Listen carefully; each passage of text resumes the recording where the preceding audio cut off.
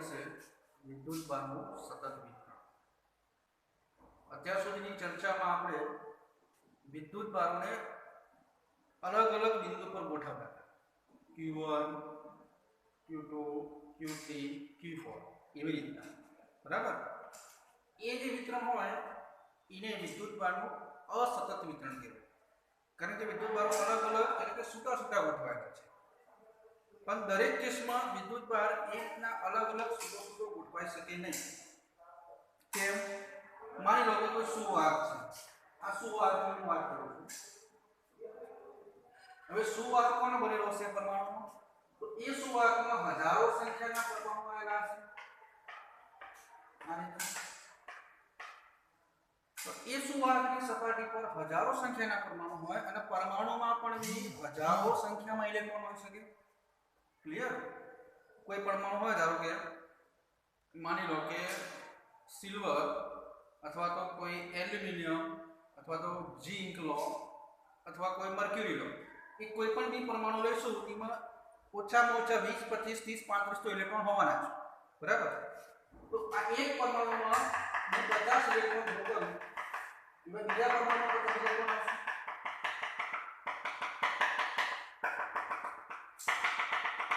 બરાબર। એટલે હું તમને શું કહેવા માંગુ છું, કોઈ સુવાહક છે, સુવાહક કોનો બનેલો છે? પરમાણુ, અને એક પરમાણુમાં ઘણા બધા ઇલેક્ટ્રોન ગોઠવાયેલા છે। એટલે તમે દૂરથી જુઓ તો અહીંયા ઇલેક્ટ્રોનનું વિતરણ કેવું લાગશે તમને? સતત, કારણ કે બધા ઇલેક્ટ્રોન કેવા છે? એકબીજાની નજીક ગોઠવાયેલા છે। જો ઇલેક્ટ્રોન એકબીજાની બહુ જ નજીક ગોઠવાય તો દૂરથી કેવું લાગશે? સતત, બરાબર। એટલે કોઈ પણ બી સુવાહક દ્રવ્યની આપણે ચર્ચા કરવા જઈશું ત્યારે એ સુવાહકમાં રહેલું વિદ્યુતભારનું વિતરણ હંમેશા કેવું લઈશું? સતત, અસતત હશે નહીં। પરંતુ અત્યાર સુધી આપણે અસતત વિદ્યુતભારનું વિતરણ ભણતા હતા। કેમ? કારણ કે અસતત વિદ્યુતભારનું વિતરણ ભણીશું ત્યારે તમારું જે ગણિત હશે એ એકદમ સરળ બની જશે। તમારે કોઈ વિકલન કે સંકલન એટલે કે કલન શાસ્ત્રની જરૂર પડશે નહીં। એના માટે આપણે અત્યાર સુધી અસતત વિદ્યુતભારનું વિતરણ ભણ્યા હતા, પણ વાસ્તવમાં કોઈ પણ બી સુવાહક લઈએ તો એ સુવાહકની સપાટી પર હજારો સંખ્યાના ઇલેક્ટ્રોન સતત રીતના વિતરિત થયેલા હોય, એટલે આપણે શું ભણવું પડશે હવે? વિદ્યુતભારનું સતત વિતરણ। ઓકે, તો વિદ્યુતભારનું સતત વિતરણ ચાલુ કરીશું તો એના માટે ફરીથી કોન્સેપ્ટ આવો છે કે કોઈ સુવાહકની સપાટીમાં, માની લો કે આ કોઈ એક સુવાહક છે, સુવાહકની સપાટી પર એક સૂક્ષ્મ ખંડ લઈ લો, ધારો કે આ લીધો કોઈ એક સૂક્ષ્મ ખંડ, જે સૂક્ષ્મ ખંડનું ક્ષેત્રફળ ધારો કે હશે ડેલ્ટા S, બરાબર। આ ડેલ્ટા S જેટલા સૂક્ષ્મ ક્ષેત્રફળ ખંડમાં રહેલો વિદ્યુતભાર દર્શાવવા માટે આપણે વિદ્યુતભારની પૃષ્ઠ ઘનતા નામની રાશિ વ્યાખ્યાયિત કરીશું। અને વિદ્યુતભારની પૃષ્ઠ ઘનતા, પૃષ્ઠ એટલે કે સપાટી, સપાટી પર રહેલા વિદ્યુતભારની ઘનતા શું લખાય? એકમ ક્ષેત્રફળ દીઠ, ક્ષેત્રફળ એટલે આ, બરાબર, ડેલ્ટા S રહેલો વિદ્યુતભાર ધારો કે ડેલ્ટા Q, અને એ વિદ્યુતભારની પૃષ્ઠ ઘનતાનો સિમ્બોલ શું આવશે? સિગ્મા। તો સિગ્મા બરાબર શું છે અહીંયા? ડેલ્ટા Q ભાગ્યા ડેલ્ટા S। ક્લિયર? એટલે ફરી હું તમને રિપીટ કરી આપું, કોઈ એક સુવાહક લીધો, એ સુવાહકની સપાટી પર હજારો સંખ્યાના ઇલેક્ટ્રોન સતત રીતના વિતરિત થયેલા હશે, તો એના માટે શું કરવાનું? આપણે સમગ્ર સુવાહકમાંથી કોઈ એક સૂક્ષ્મ ક્ષેત્રફળ ખંડ લીધો ડેલ્ટા S, એ સૂક્ષ્મ ક્ષેત્રફળ ખંડ સાથે રહેલા વિદ્યુતભારની પૃષ્ઠ ઘનતા સિગ્મા બરાબર શું લખાય? ડેલ્ટા Q ભાગ્યા ડેલ્ટા S, બરાબર। હવે આ જે સિગ્મા રાશિ થઈ એ કેવી હશે? સતત, કારણ કે પહેલા ખંડ માટે હું સિગ્મા 1 લખું તો સામે બીજો ખંડ આવશે, અહીંયા સિગ્મા 2 લખાય, એના માટે ત્રીજો ખંડ આવશે સિગ્મા 3, ચોથો સિગ્મા 4. આવી રીતના સમગ્ર સુવાહકની સપાટી પર સૂક્ષ્મ સૂક્ષ્મ ખંડ પાડી દેવાય અને દરેકે દરેક ખંડ માટે સિગ્મા ગણી દેવાનો. પછી બધે બધા જે સિગ્મા મળશે આખી સપાટી માટેના એ બધા સિગ્માનો શું કરી દઈશું આપણે સરવાળો. બરાબર, સિગ્મા 1 સિગ્મા 2 સિગ્મા 3 સિગ્મા 4 એ રીતના દરેકે દરેક ખંડ માટે જે સિગ્મા મળશે એનો હું સરવાળો કરી દઈશ તો મને આખા સુવાહકની સપાટી પરની વિદ્યુતભારની પૃષ્ઠ ઘનતા મળી જશે. અને એ રાશિ કેવી હશે? હંમેશા સતત જ હશે, કારણ કે એ વિદ્યુતભાર સમગ્ર સુવાહકની સપાટી પર વિતરિત થયેલો છે. બરાબર. હવે તમારી બુકની અંદર એક વાક્ય લખ્યું છે, અહીંયા જે આપણે સૂક્ષ્મ ખંડ લીધો ડેલ્ટા એસ એ સ્થૂળ સ્તરે બહુ સૂક્ષ્મ છે. સ્થૂળ સ્તરે સૂક્ષ્મ, બરાબર. સ્થૂળ સ્તરે સૂક્ષ્મ નો મતલબ શું કહેવા માંગે છે? સ્થૂળ એટલે બહુ જ મોટું. આખો સુવાહક, આખા સુવાહકની સાપેક્ષે કેવું કહેવાય? બહુ નાનું. સમજો આ નાનો છે, બરાબર. એટલે આ સ્થૂળ સ્તરે બહુ નાનો છે ડેલ્ટા એસ. ફરી બોલું, ડેલ્ટા એસ સ્થૂળ સ્તરે એનો મતલબ આખા સુવાહકની સાપેક્ષે બહુ જ નાનો છે, એટલે સૂક્ષ્મ છે. પરંતુ એ સૂક્ષ્મ સ્તરે બહુ જ મોટો છે. સૂક્ષ્મ સ્તરે બહુ જ મોટો છે. કેમ? ભલે એ સૂક્ષ્મ છે, બરાબર, પણ સૂક્ષ્મ સ્તરે એટલે કે એમાં રહેલા નાના કણ માટે. સૂક્ષ્મ સ્તર એટલે કોના માટે વાત કરે છે? એમાં રહેલા ઇલેક્ટ્રોન અથવા તો કે વિદ્યુતભાર માટે. વિદ્યુતભાર તો નાનો હોય ને, એટલે હું જો આ જે ડેલ્ટા એસ ખંડ છે, સાઈડમાં ફરીથી દોરું અહીંયા ડેલ્ટા એસ ખંડ. એ ડેલ્ટા એસ ખંડ સૂક્ષ્મ સ્તરે એટલે કે નાના વિદ્યુતભારના સ્તરે બહુ જ મોટો, કારણ કે ભલે આ નાનો છે ડેલ્ટા એસ, પણ એમાં હજારો સંખ્યાના ઇલેક્ટ્રોન હશે. હજારો સંખ્યાના ઇલેક્ટ્રોન હોય એટલે બહુ જ મોટો કહેવાય સૂક્ષ્મ સ્તરે. બરાબર. એટલે ફરી બોલું, મોટા સ્તરે એટલે કે હ્યુજ સ્તરે એટલે કે સ્થૂળ સ્તરે. સ્થૂળ સ્તરે ડેલ્ટા એસ કેવો છે? નાનો. પણ સૂક્ષ્મ સ્તરે ઘણો કેવો છે? મોટો, કારણ કે એમાં ઘણા બધા ઇલેક્ટ્રોન સમાયેલા હશે. બરાબર. સૂક્ષ્મ સ્તરે બહુ જ મોટો, એનો મતલબ કે એમાં ઇલેક્ટ્રોનની સંખ્યા બહુ જ વધારે હશે. બરાબર. ઓકે. તો જે રીતના આપણે કોઈ સુવાહકની સપાટી પર વાત કરી, જેના માટે આપણે વિદ્યુતભારની પૃષ્ઠ ઘનતા નામની રાશિ વ્યાખ્યાયિત કરી, અને એ વિદ્યુતભારની પૃષ્ઠ ઘનતા સિગ્મા એનો એકમ શું થશે? તો એકમ થાય કુલમ ભાગ્યા મીટર સ્ક્વેર, કારણ કે નીચે ક્ષેત્રફળ છે. ક્લિયર? 50. આના પરથી વિદ્યુતભાર ડેલ્ટા Q બરાબર શું લખાય? Delta Q equal to sigma into delta S. મળી જાય. ડેલ્ટા એસ ખંડમાં રહેલો વિદ્યુતભાર ડેલ્ટા Q બરાબર શું થાય? Sigma into delta S. Clear? એ જ રીતના બીજી રાશિ વ્યાખ્યાયિત કરીએ આપણે, વિદ્યુતભારની રેખીય ઘનતા. કારણ કે દરેકે દરેક કેસમાં વિદ્યુતભાર સપાટી પર જ ના હોય. કોઈક જગ્યા પર એવું પણ બનતું હશે કે વિદ્યુતભાર રેખામાં ગોઠવાયેલો હોય. એટલે રેખાનો મતલબ કે કોઈ સળિયો લઈ લો. બરાબર. તો વિદ્યુતભાર જ્યારે કોઈ સળિયા પર ગોઠવાયેલો હોય ત્યારે જે વિદ્યુતભારની ઘનતા શું આવશે? રેખીય ઘનતા. બરાબર. તો એના માટેનું સૂત્ર શું બનશે? માની લો કે આ કોઈ સળિયું છે, સળિયા પર આ રીતના વિદ્યુતભાર ગોઠવાયેલો છે. બરાબર. અહીંયા પૃષ્ઠ હતું, સપાટી. બરાબર. સપાટીમાં જે વિદ્યુતભાર ગોઠવાયેલો હતો આ રીતના સમગ્ર સપાટી પર, એમાંથી આપણે એક સૂક્ષ્મ ખંડ લીધો. આ સૂક્ષ્મ ખંડ લીધો. બરાબર. એવું અહીંયા કરવાનું. સમગ્ર લંબાઈ ઉપર રેખા ઉપર વિદ્યુતભાર ગોઠવાયેલો છે, એમાંથી હું એક સૂક્ષ્મ ભાગ લેવાનો. આટલો જ થશે કે જેની લંબાઈ હશે ડેલ્ટા એલ. તો આના તરીકે હું લખી શકું આના જેમ સિગ્મા. તો અહીંયા સિમ્બોલ, અહીંયા સિમ્બોલ આવશે લેમ્ડા ઇઝ ઇક્વલ ટુ વિદ્યુતભાર ભાગ્યા ત્યાં ક્ષેત્રફળ તો શું આવશે લંબાઈ ડેલ્ટા એલ એટલે લેમ્ડાને શું કહીશું આપણે વિદ્યુતભારની રેખીય ઘનતા એનો સિમ્બોલ શું આવશે આ સોરી એકમ શું આવશે કુલમ ભાગ્યા મીટર ક્લિયર હવે ફરી હું તમને કહી દઉં જ્યાં ડેલ્ટા એલ શું છે ડેલ્ટા એલ શું છે આપણા તાર અથવા તો સળિયા માટેનો સૂક્ષ્મ લંબાઈ માટેનો રેખાખંડ એ લખી દઉં છું જ્યાં ડેલ્ટા એલ બરાબર સૂક્ષ્મ લંબાઈનો રેખાખંડ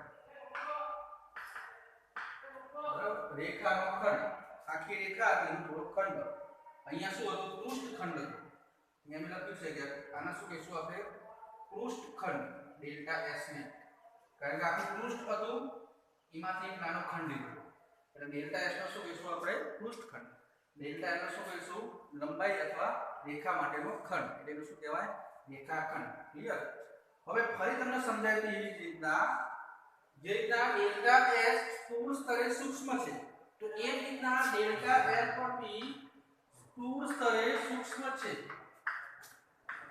કેમ કારણ કે આખા સળિયામાંથી થોડોક જ ભાગ લેવો છે સૂક્ષ્મ ભાગ જ છે બરાબર એટલે સ્થૂળ સ્તરે વિચારો તો એ કેવો છે સૂક્ષ્મ છે પરંતુ સૂક્ષ્મ સ્તરે ખૂબ જ મોટી સંખ્યાના વિદ્યુતભારો ધરાવે છે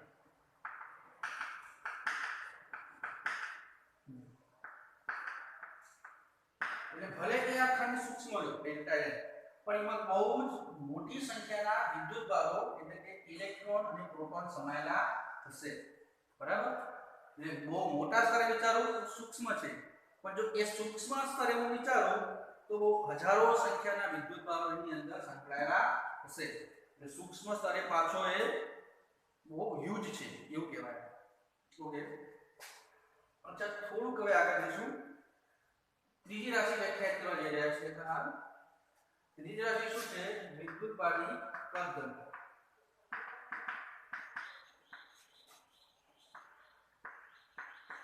બરાબર પહેલા આપણે કઈ લીધી હતી પૃષ્ઠ ઘનતા એટલે વિદ્યુતભાર ક્યાં હતો સપાટી પર પછી શું લીધું આપણે રેખીય ઘનતા એટલે વિદ્યુતભાર ક્યાં હતો રેખા પર હવે છેલ્લે શું લઈએ કદ ઘનતા એટલે વિદ્યુતભાર ક્યાં ગોઠવાયેલો હશે સમગ્ર કદની અંદર નહીં સપાટી પર નહીં રેખામાં પણ આખા કદની અંદર એટલે ધારો કે આ વસ્તુ લઈએ તો એ સમગ્ર કદની અંદર વિદ્યુતભાર હશે સપાટી પર નહીં કે ખાલી રેખા પર નહીં બરાબર પહેલો મીનિંગ શું હતો પૃષ્ઠ એટલે વિદ્યુતભાર ક્યાં હતો ખાલી સપાટી પર બીજો મીનિંગ શું હતો રેખા એટલે વિદ્યુતભાર ક્યાં હતો ખાલી આવી રેખા ઉપર બરાબર ત્રીજો મીનિંગ શું છે કદનો મતલબ આખા કદની અંદર લંબાઈમાં પણ હશે પહોળાઈમાં પણ હશે અને ઊંડાઈમાં પણ વિદ્યુતભાર ગોઠવાયેલો હશે ઉદાહરણ તરીકે એક આ બોક્સ લઈ લઈએ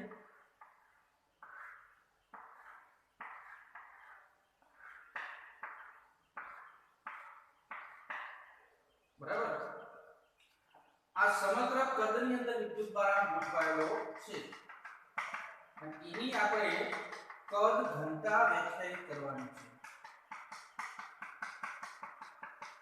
બરાબર તો શું કરવાનું સૂક્ષ્મ ખંડ લેવાનો સૂક્ષ્મ ખંડ કયા લેશું બહુ મોટું ખોખું છે એનું નાનું ખોખું બનાવી દો એટલે આ થઈ ગયો સૂક્ષ્મ ખંડ બરાબર આ ડેલ્ટા વી એટલે શું કહેવાય સૂક્ષ્મ કદખંડ બરાબર કદખંડ માટેની જે વિદ્યુતભાર ઘનતા કરી કદ ઘનતા એનો સિમ્બોલ શું છે રો સમજો સિગ્મા લેમ્ડા વસ્તુ આવશે રો ઇક્વલ શું લખાય એકમ કદમાં રહેલો વિદ્યુતભાર દરેકમાં ડેલ્ટા ક્યુ ઉપર આવશે ક્ષેત્રફળ હોય તો ક્ષેત્રફળ નીચે આવો લંબાઈ હોય તો લંબાઈ નીચે આવો કદ હોય તો કદ નીચે આવો આનો એકમ શું લખાશે કુલમ ભાગ્યા મીટર ક્યુબ કારણ કે ડેલ્ટા મીટર એટલે શું છે કુલમ ભાગ્યા મીટર ક્યુબ ક્લિયર હવે અહીંયા કહી શકીએ કે ડેલ્ટા V શું છે તો ડેલ્ટા V શું થશે સૂક્ષ્મ કદ ખંડ બરાબર ડેલ્ટા V શું છે સૂક્ષ્મ કદ ખંડ પણ એ કેવો છે તો કે સ્થૂળ સ્તરે બહુ સૂક્ષ્મ છે એટલે આખું કદ લઉં એની સાપેક્ષે બહુ નાનું હશે પણ એ પાછા નાના કદમાં પણ બી ઘણી મોટી સંખ્યાના ઇલેક્ટ્રોન સમાયેલા હશે બરાબર ક્લિયર અચ્છા આ ત્રણ પ્રકારની વિદ્યુતભાર ઘનતા આવશે હવે આપણે સવાલ એવો ઉત્પન્ન થાય કે જો વિદ્યુતભારોનું વિતરણ કદાચ અસતત થયેલું હોય તો અસતત વિદ્યુતભારના વિતરણ માટે આપણે વિદ્યુત ક્ષેત્ર શોધી શકતા હતા અને પણ ગણિતું કેટલું આવ્યું E બરાબર q ભાગ્યા r2 બરાબર ને જો વિદ્યુતભાર અસતત ગોઠવાયેલો હોય ત્યારે પણ જો કોઈ કેસમાં આ વિદ્યુતભાર સતત ગોઠવાયેલો હોય તો ત્યારે વિદ્યુત ક્ષેત્ર શોધવા માટે આપણે શું કરીશું તો કોન્સેપ્ટ એના એ જ છે સતત વિદ્યુતભાર વિતરણ દ્વારા ઉદ્ભવતું વિદ્યુત ક્ષેત્ર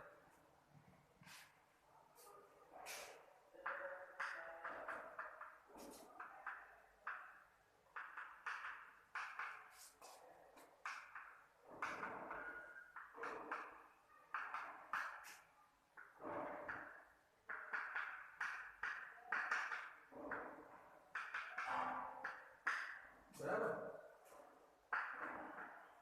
તો શું કરીશું આપણે ફરીથી આવું કોઈ સપાટી લઈએ ધારો કે કોઈ એક ગોળ હોય એક ગોળાની સપાટી હું ડ્રો કરું છું રફલી આ કોઈ ગોળાની સપાટી છે એ સમગ્ર સપાટી પર વિદ્યુતભારો સતત ગોઠવાયેલા છે એટલે કોઈ પણ બી જગ્યાએ ગેપ નથી બરાબર હવે સમગ્ર સપાટી પર શું કરીશું આપણે એક સૂક્ષ્મ ક્ષેત્રફળ ખંડ લઈશું ડેલ્ટા S આના જેવું બરાબર સૂક્ષ્મ ક્ષેત્રફળ ખંડ ડેલ્ટા S જેની અંદર રહેલો વિદ્યુતભાર ડેલ્ટા Q બરાબર શું લખાય તો ડેલ્ટા Q બરાબર શું લખાય સિગ્મા ઇન્ટુ ડેલ્ટા S બરાબર આ વિદ્યુતભાર ક્યાં હશે આ ખંડની અંદર બરાબર અહીંયા વિદ્યુતભાર છે ડેલ્ટા Q ક્લિયર આ વિદ્યુતભારના કારણે અહીંયા કોઈ એક બિંદુ લઈએ આપણે P એ P બિંદુ અગર આપણે વિદ્યુત ક્ષેત્ર શોધવું છે અને એ બિંદુ P નો ઉગમ બિંદુની સાપેક્ષે સ્થાન સદિશ ધારો કે કેપિટલ R છે બરાબર અને જે વિદ્યુતભાર અહીંયા ગોઠવાયેલો છે એનો ઉગમ બિંદુની સાપેક્ષે સ્થાન સદિશ ધારો કે સ્મોલ r છે બરાબર આપણું કામ શું છે આ ડેલ્ટા Q વિદ્યુતભાર કરો સૂક્ષ્મ વિદ્યુતભાર એના કારણે બિંદુ P આગળ ઉદ્ભવતું વિદ્યુત ક્ષેત્ર શોધવાનું છે તો બિંદુ P આગળ ઉદ્ભવતું વિદ્યુત ક્ષેત્ર બરાબર શું લખાય કે Q એટલે વિદ્યુતભાર પણ એ કેટલો છે આપણા કેસમાં ડેલ્ટા Q ભાગ્યા r2 અંતર કયું લેવાય વિદ્યુતભાર અને બિંદુ વચ્ચે ધારો કે વિદ્યુતભાર અને બિંદુ વચ્ચેનું અંતર હશે એને આપણે કહીએ r ડેશ કરીએ ઓકે ક્લિયર